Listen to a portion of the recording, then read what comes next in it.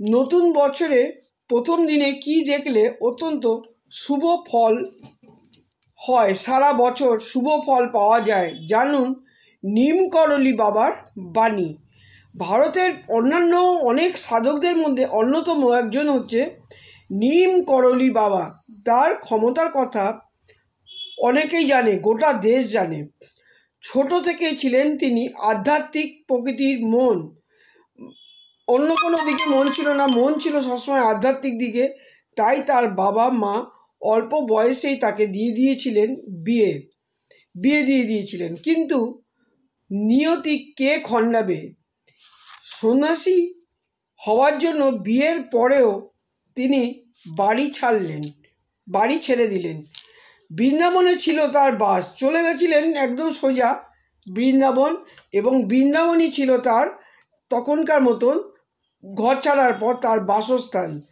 নিমকরলি বাবা কিছু জিনিস দেখলে জীবনে সুখ সমৃদ্ধি, কী জিনিস দেখলে জীবনে অনেক কিছুই বলে গেছেন। তার মধ্যে কী জিনিস নতুন বছরের প্রথম দিনকে দেখলে, কী জিনিস দেখলে তার জীবনে শুভ সময় আসে সেই বছরের জন্য, বা সারা জীবন শুভ সময় আসতে পারে, সেটা তিনি বলে গেছেন। সুখ ও সমৃদ্ধির কথা বলে গেছেন।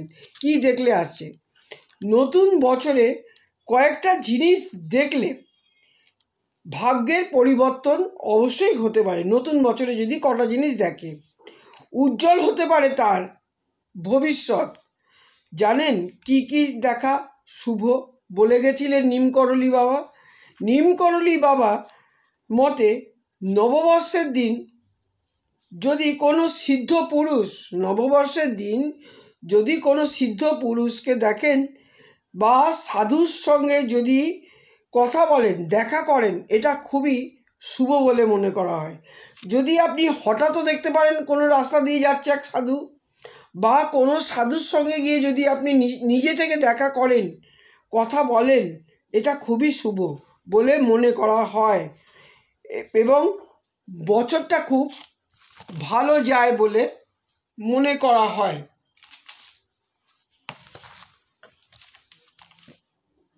এবং নিমকরলি বাবার মতে যদি বলা হয়েছে যে কোনো ব্যক্তি যদি সারা জীবন, নিমকরলি বাবা বলেছেন, কোনো ব্যক্তি যদি সারা জীবন ভগবানের ধ্যান করে এবং নতুন বছরের প্রথম দিন চোখ থেকে তার জল পড়ে, কথাটা বুঝতে পারছেন কি বলছি?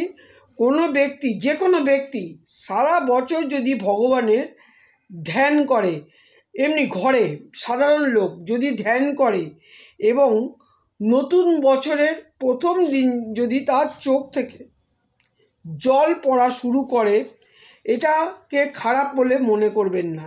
এটা অত্যন্ত একটা শুভ লক্ষণ। এটা সাধারণ মানুষদের কথা বলেছেন।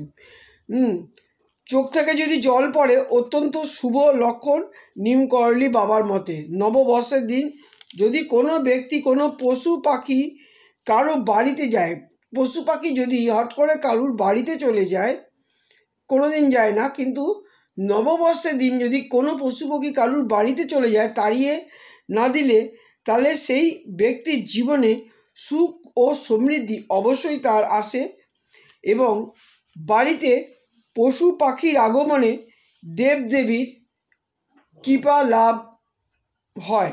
নববর্ষের দিন ঘুম থেকে ওঠার পর, নববর্ষ মানে ইংরাজি নববর্ষ, বাংলা নববর্ষ, নববর্ষের দিনকে ঘুম থেকে ওঠার পর কিছুক্ষণ বিছানাতে ওখানে চুপচাপ করে বসে থাকতে হয়। নিমকরলি বাবার মতে এটি করলে কি হয়, মানুষের জীবনে ইতিবাচক শক্তি জমা হয়, ইতিবাচক শক্তি মানুষের জীবনে জমা হতে থাকে, এবং যে ব্যক্তি হয় অত্যন্ত বুদ্ধিমান ব্যক্তি হয়, এবং বুদ্ধিমান করে তোলে। কোনো ব্যক্তি যদি বোকা থাকে, তাকে এইভাবে যদি বসে থাকে প্রত্যেক নববর্ষ, ইংরাজি বলুন বাংলা বলুন, তাহলে হচ্ছে কি হয়, আস্তে আস্তে সেই বাচ্চা থেকে যদি করে, সে খুব বুদ্ধিমান বলে বিবেচিত হয়, এবং এই দিনটি তার খুব ভালো যায়। তার নিম করলি বাবা অনেক কথাই বলে গেছেন, তার মধ্যে শুধু নববর্ষের দিন কি দেখলে কীরকম হয় আমি শুধু সেটাই আলোচনা করলাম। কীরকম লাগলো জানাবেন, ভালোবাসা নেবেন, ভালো থাকবেন।